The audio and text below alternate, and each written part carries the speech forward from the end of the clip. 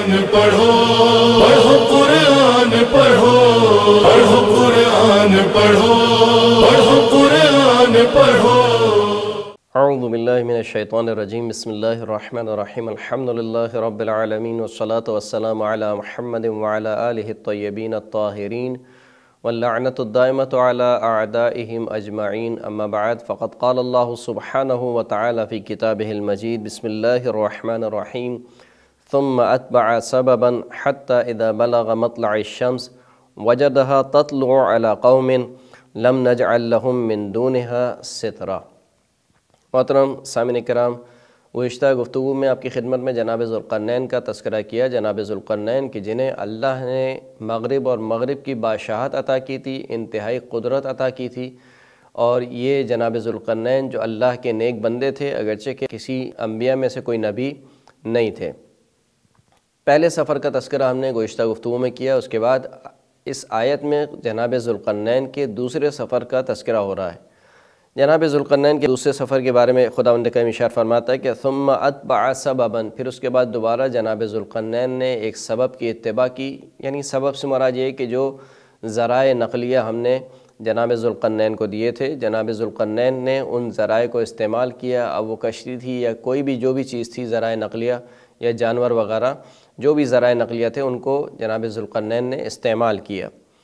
हत्ता इज़ा बलग़ मत्लअश शम्स, यहाँ तक कि जनाब ज़ुल्क़रनैन पहुँचे उस जगह पर जहाँ पर सूरज तुलू होता है। यानी पहला सफ़र वो था कि जहाँ पर सूरज गुरूब हो रहा था, जनाब ज़ुल्क़रनैन पहुँचे थे। अब जनाब ज़ुल्क़रनैन ऐसे मकाम पर पहुँचे कि जहाँ से सूरज तुलू होता है। जहाँ से सूरज तुलू होते से मुराद ये है कि वो जगह कि जहाँ से तुलू होता हुआ दिखाई देता है।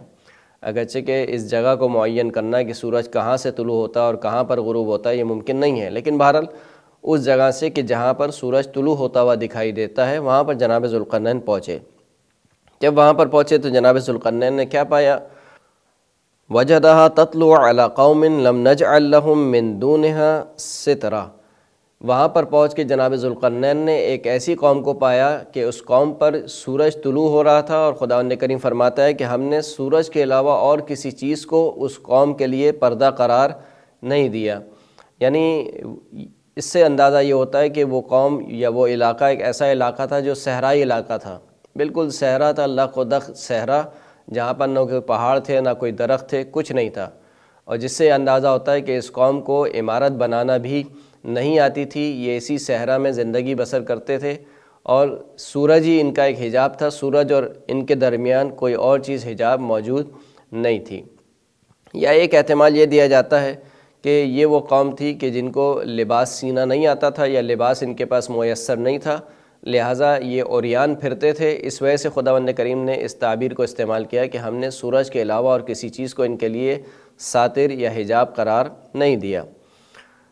अब इस कौम के साथ जनाब ज़ुल्क़रनैन ने क्या मामला किया, ये कौन सी कौम थी, इसका तज़किरा यहाँ कुरान मजीद में नहीं हुआ। मुमकिन है कि शायद इस कौम के साथ भी जनाब ज़ुल्क़रनैन ने पहले सफ़र वाला मामला किया हो कि जब पहले सफ़र में जनाब ज़ुल्क़रनैन ने एक कौम को पाया था तो वो दो गिरोह में तकसीम थे, एक ईमान वाले गिरोह में और एक कुफ्र वाला गिरोह। कुफ्र वाले गिरोह को जनाब ज़ुल्क़रनैन ने अज़ाब में मुब्तला किया, ईमान वाले गिरोह को जनाब ज़ुल्क़रनैन ने अच्छी सज़ा दी। मुमकिन है कि यहाँ पर भी ऐसा ही हुआ हो और ये भी मुमकिन है कि जनाब ज़ुल्क़रनैन ने इनको इनके हाल पर छोड़ दिया हो, क्योंकि ये मुस्तज़अफ़ अफराद थे। मुस्तज़अफ़ यानी वो अफराद थे कि जिनके पास ना माली एतबार से कुछ इनके हाथ में था और ना ही समझ बूझ और सोच और फ़हम भी नहीं रखते थे। लिहाजा गोया ये जानवरों की तरह थे, तो जनाब ज़ुल्क़रनैन ने इनको इनके हाल पर छोड़ दिया। ये दोनों एहतमाल पाए जाते हैं। अब ये इलाका कौन सा इलाका था कि जनाब ज़ुल्क़रनैन जहाँ पर पहुँचे, तो बाज़ मुफस्सिरीन कहते हैं कि ये इलाका जो है वो मशरिक़ अफ़्रीका के साहिल का इलाका था। यानी मशरिक़ी अफ़्रीका के साहिल का इलाका ये था। और बाज़ कहते हैं कि क्योंकि जनाब ज़ुल्क़रनैन जो है वो फ़ारस के बादशाह थे, यानी एक फ़ारस शख्स थे, फ़ारस से इनका ताल्लुक़ था और इनका नाम जो बताया जाता है कुरोश अल कबीर या कुरोश बुज़ुर्ग जो फ़ारसी में कहा जाता है, कुरोश बुज़ुर्ग, ये वही जनाब ज़ुल्क़रनैन थे।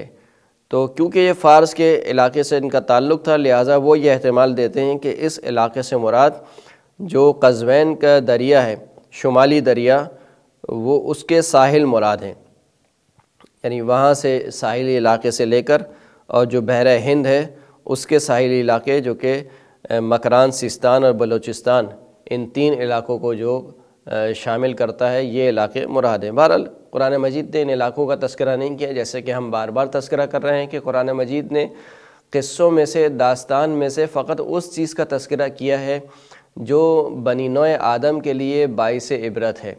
باقی تمام چیزوں کو جو اہمیت نہیں رکھتی تھیں قرآن مجید نے ان کو ذکر نہیں کیا، یعنی قرآن مجید کی نگاہ میں یہ بات اہمیت نہیں رکھتی کہ یہ کون لوگ تھے، کہاں رہتے تھے۔